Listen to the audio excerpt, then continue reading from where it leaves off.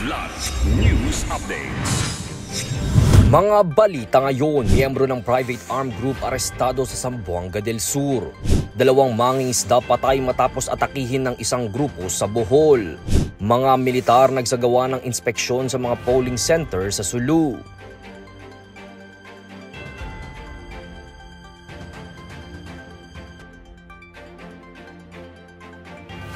Ako po si Cesar Soriano para ihatid ang nangungunang mga balita sa buong kapuluan.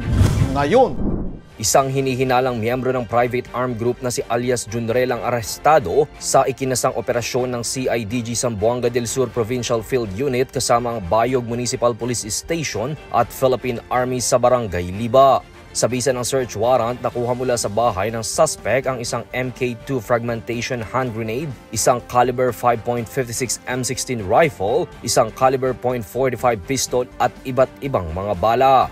Nahaharap ngayon si Junrel sa kasong paglabag sa Republic Act 10591 o ang Comprehensive Firearms and Ammunition Regulation Act at Republic Act 9516 o ang Illegal Possession of Explosives.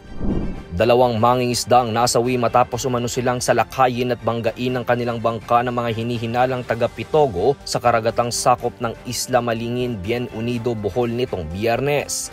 Kinilalang mga biktima na sina Rene Reyes alias Ag-Ag at BJ Manayon alias Bodon na kapwa residente ng Purok 5 Barangay Malingin, Bien Unido. Ayon sa ulat ng Bien Unido Police, ang insidente ay nag-ugat habang nangingisda ang mga biktima gamit ang liba-liba, isang uri ng pinagbabawal na paraan ng pangingisda, nang bigla na lamang umanong banggain at sirain ng isang grupo mula sa President Carlos P. Garcia o Pitogo ang kanilang mga bangka. Agad na isinugod sa pagamutan si Reyes ngunit idineklara rin itong dead on arrival habang si Manayon ay naiulat na nawalan at kalaunay natagpo ang patay. Patuloy pa rin ang ginagawang investigasyon ng mga otoridad upang matukoy ang mga pagkakakilanlan ng mga suspect.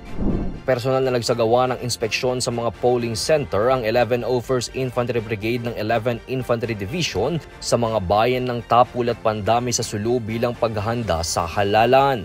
Mismong pinangunahan ito ni 1101st Infantry Brigade Commander na si Brigadier General Mario Jacinto kasamang mga lokal na opisyal ng Tapul at Pandami, mga kinatawan ng Philippine Army, Philippine National Police, Philippine Coast Guard at Commission on Elections. Nagsagawa sila ng maikling briefing at aktual na inspeksyon upang matiyak ang kahandaan ng mga pasilidad.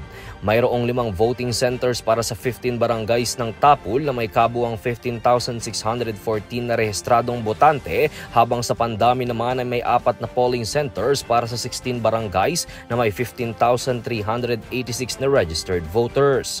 Ang inspeksyon ay bahagi ng mas malawak na seguridad at koordinasyon ng 1101st Brigade sa 7 bayan sa Sulu upang matiyak ang ligtas at maayos na eleksyon. Para sa Kidlat News Channel, ito si Jai Reyes, nag-uulat. ako po si Cesar Soriano, kasama nyo sa bawat pagputo ng balita.